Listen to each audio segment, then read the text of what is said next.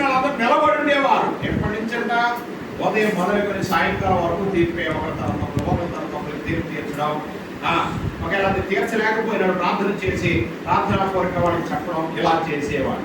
మోసే మామగారు వచ్చాడు మోసేని చూడడానికి. అరణ్యంలో ఉన్న మోసేని కలుసుకోవడం వచ్చి చూసినప్పుడు మోసే ఉదయం నుంచి రాత్రి వరకు కూర్చునే ఉన్నాడు.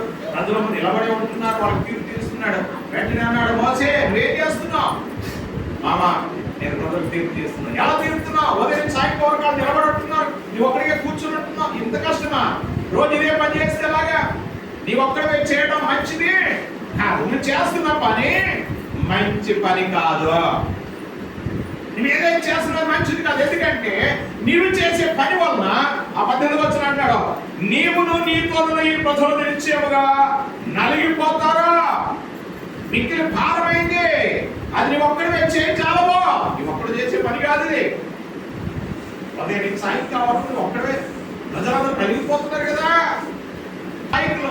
వా పెద్ద ఏదైతే సమస్య ఆ సమస్య దగ్గర తీసుకున్నప్పుడు నువ్వు దేవుడి దగ్గర ప్రార్థన చేసేదానికి జవాబు ఏంటి? నువ్వేం చేస్తున్నావు? నువ్వు చేసే పని మంచిది కాదు. చూసారా, దేవుడు ఏర్పాటు చేసుకున్నావా? దేవుడు పిలుచుకున్నా. మోసే చేసే పని మంచిది కాలేదు. కొన్నిసార్లు మన జీవితాలు మనం చేసే పనులు మంచిగా ఉండవు ప్రియులారా. మనం అనుకుంటా నేను భార్య చేస్తున్నాను, దేవుడు అక్కడే మంచిగా చేయగలరు. అందరం త్రోవ తప్పిపోతాం. మన ఆలోచన వేరే, దేవుని ఆలోచన వేరే. మన తలంపు వేరే, దేవుని తలంపు వేరే. దేవుని చిత్తానికి లోపడాలి, దేవుని చిత్తానికి ఓర్చుకోవాలి, దేవుని చిత్తానికి అప్పచెప్పాలి.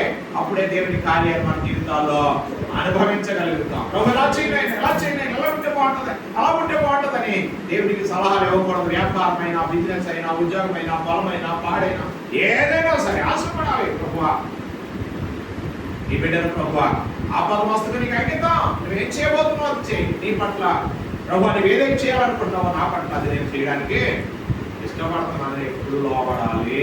హల్లెలూయా.